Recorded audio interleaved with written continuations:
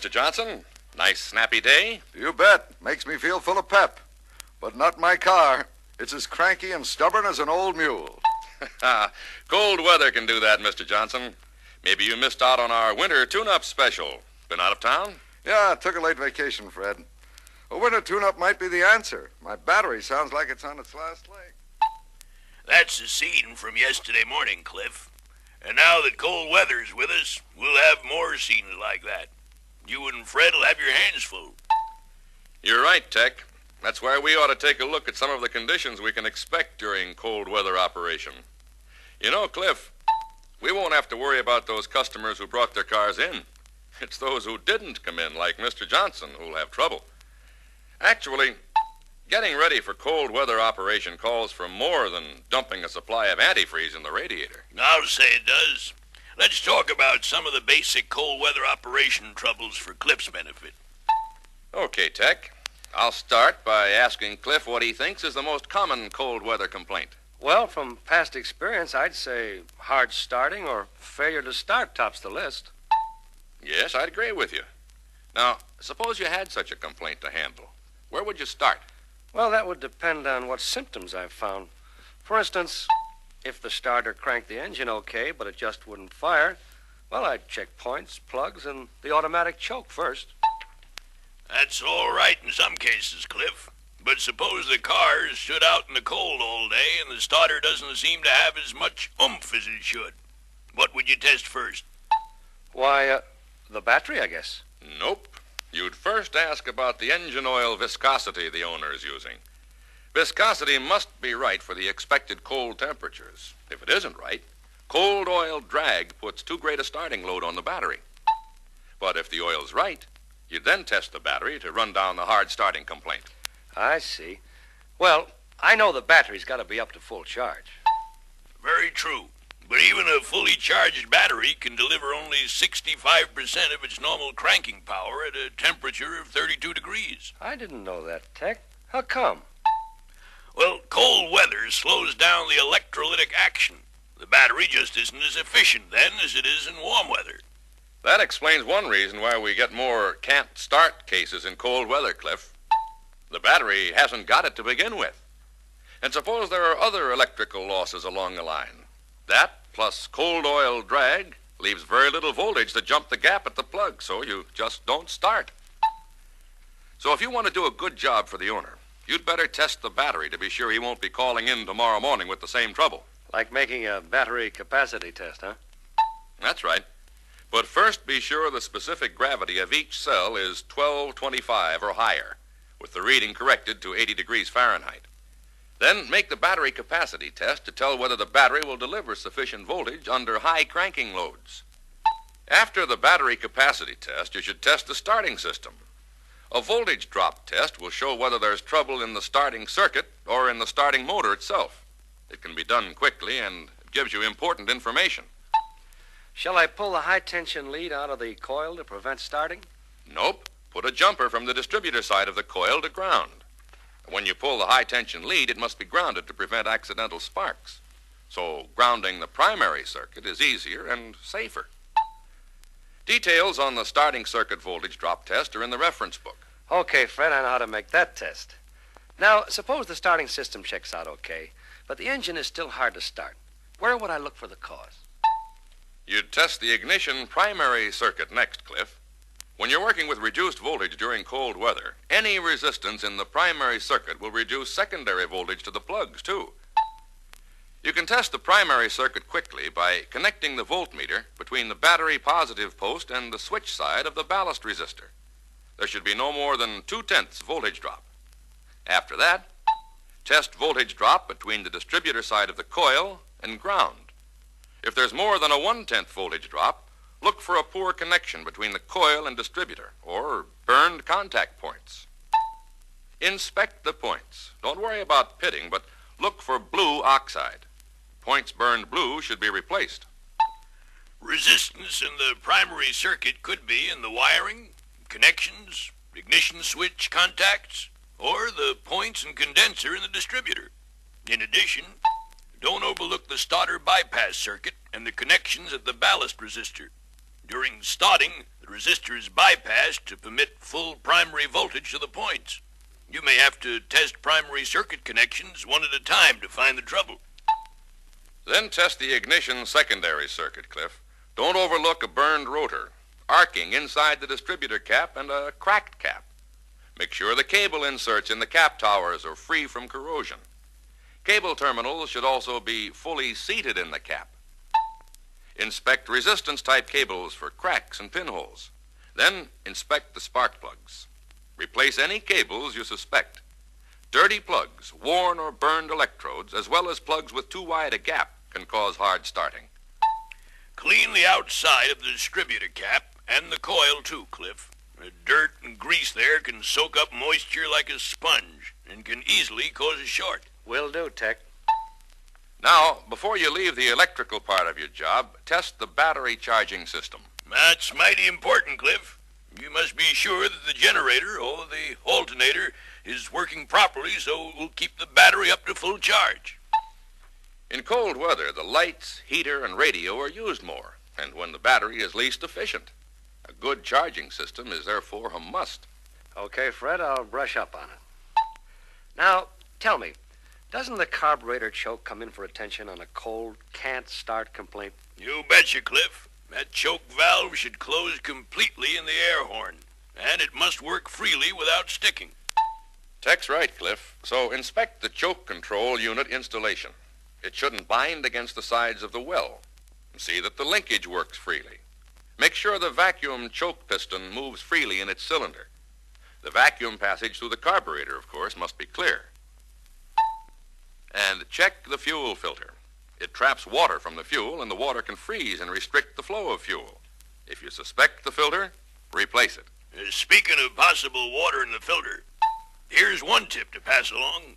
Tell owners to keep the fuel tank full in winter. That cuts down chances of getting water in the tank from condensation. That's a good point, Tech.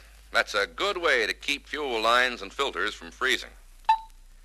Now, another cause of hard starting, often overlooked, is loose carburetor air horn screws or mounting stud nuts. Air leaks at these points lean out the fuel mixture, so tighten these screws and nuts on every car in for hard starting. Air leaks from power brake connections or from the heating system vacuum actuators can also cause hard starting. That's right, Tech. And here's something else. After you set the correct curb idle speed, be sure the fast idle mechanism works freely. That's important for proper warm-up so the engine won't stall. Also vital to quick warm-up is proper operation of the manifold heat control valve.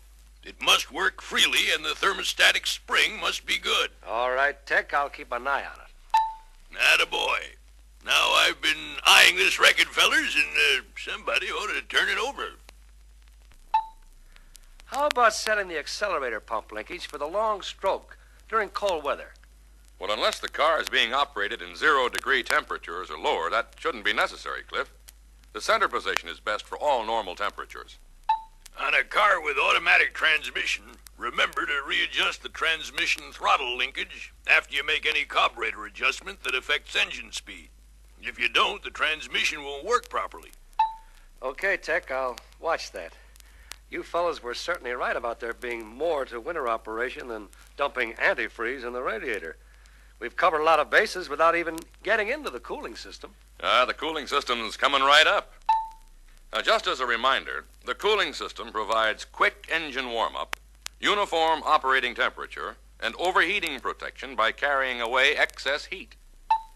If the engine runs too cool, the fuel mixture won't burn completely. Some unburned fuel finds its way into the crankcase where it dilutes the oil and helps to form acid. Not good. I suppose that's why the thermostat's so important. Right. The thermostat's job is to help provide quick warm-up and maintain a uniform operating temperature. The 180-degree thermostat is standard on both 6- and 8-cylinder cars starting with 1960 models. But if an owner wants to use alcohol instead of permanent-type antifreeze, he'll have to change to a 160-degree thermostat. I understand there's really no point in changing the thermostat for summer and winter use. But suppose an owner did make this change. How could you tell which thermostat's installed?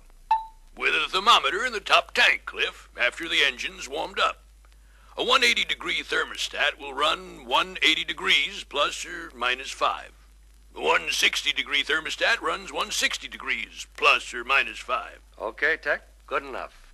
While we're talking about water temperature, I wish someone would explain why we use a pressure radiator cap. What good does it do? Well, here's that story, Cliff. A pressure-controlled cooling system provides a wider margin of safety between the ideal operating temperature and the boiling point of the coolant. Now, as you probably know, water boils at about 212 degrees at sea level. On top a 10,000-foot mountain, water will boil at about 194 degrees. That's because atmospheric pressure is lower at that altitude. Now, since the boiling point of water will be lowered when atmospheric pressure is less than it is at sea level, the opposite is true. It can be raised when pressure is increased. In fact, each pound of pressure raises the boiling point about 2.5 degrees. That's why the coolant in your car won't boil when you drive up a mountain as high as Pikes Peak. The pressure cap helps raise the boiling point. I understand it now. How much pressure does the cap hold? Well, a 14-pound cap is standard. A 16-pound cap is used on cars equipped with air conditioning. You should test the cap as a part of winter service. The 14-pound cap should hold between 12 and 15 pounds. The 16-pound cap should hold between 15 and 17 pounds. You can use the same tester to test the complete cooling system, Cliff. Put it on the radiator filler neck after you plug the overflow pipe. The system should be tested at 3 pounds higher pressure than the cap. If it doesn't hold pressure, there's a leak somewhere. Speaking of leaks, is there any particular problem in correcting them? Not after you once find them. But suppose you had a customer who claimed he was losing coolant and you couldn't find a leak. What would you look for then? Well, there must be a leak somewhere. Guess I'd have to keep looking until I found it. Well, maybe this will help you. There are 2 possible sources. First, you could have a compression leak past the cylinder head gasket. Pressure could leak into the cooling system, causing air bubbles. The pressure could be great enough to force the radiator pressure valve off its seat. Coolant would then be forced out the overflow pipe. So there's loss of coolant, but no visible leak. Now, another case would be an air leak on the suction side of the water pump. That could suck air in at the hose connection without letting coolant leak out. Like a compression leak, bubbles will be formed and will force coolant out the overflow pipe. I see. But how do you check a car for that kind of coolant leak? Carefully remove the radiator cap, Cliff, then speed up the engine. If you see bubbles in the coolant, Lawrence Welk's orchestra didn't put them there. That's for sure, Cliff. Run the engine without the fan belt driving the pump. If the bubbles keep coming, you know the pump isn't sucking air. Instead, it means there's a compression leak. If there are no bubbles when the engine runs without the water pump, you'll know that the pump was sucking air. So install a new hose and be sure the clamps are tight. Now, getting back to another cold weather item, we'll probably hear about lack of heat from the hot water heater. That'd call for checking a lot of things, I suppose, like enough coolant in the system and a 180-degree thermostat with permanent type antifreeze. Right. Now, coolant circulation and air circulation both enter the picture. Testing coolant circulation is easy. First, see that the control cable opens the flow valve fully and closes it tightly. If not, adjust the cable. In addition, see that the heater hoses are connected properly to the flow valve. The inlet hose always goes to the curved pipe. You'd suspect the hoses were connected wrong when an owner reports he gets enough heat in city traffic but no heat at all during open highway driving. I get it. Heat in the city, but no heat on the highway. Okay? Right. Now, to check coolant circulation, disconnect the heater return hose from the water pump housing and cap the nipple. Put the end of the hose over a funnel in the radiator filler neck to run the water back into the radiator. Run the engine at 1,200 RPM with the flow valve closed. There should be no water flow. Then open the valve, and there should be full flow from the hose. If you don't get full flow from the hose, test the flow valve by itself to tell whether the valve or the heater core is at fault. That's right. And when you are sure the water circulation through the heater core is up to standard, you're ready to inspect the air circulation. The blower motor, you mean? Yes, that, but first I'd make sure the little vacuum actuators which operate the doors and damper in the air system are working properly. If they're not, you'll have to find out why. And also, be sure the doors and damper close tightly. The tubing could be incorrectly installed, or it might be split or cracked, causing vacuum leaks. The vacuum switch at the push buttons could leak, and the vacuum diaphragm in a unit could be damaged. You can watch operation of the units as you press each heater control button, Cliff. Very clear. Now, is there anything else to watch for when checking a car for good cold weather operation? We haven't covered all the points, Cliff. For instance, there are worn or loose drive belts, leaks, dirty air cleaners, and so on. These points and others should come in for routine attention. Okay, I won't forget them. That's the spirit, Cliff. Most dealers I called on last month have already had their cold weather service special. But if anybody listening to this hasn't done anything about it, now's the time. We've had almost all of our regular customers in, but there are always some who forget and who'll show up at the first sign of really cold weather. Well, in that case, Fred, this troubleshooting rundown you just given me is sure going to come in handy. Sounds great, fellas. Since cold weather's practically here, I think I'll pick up my red flannels next time I'm home. In the meantime, keep up the good work, and I'll be seeing you around again next month.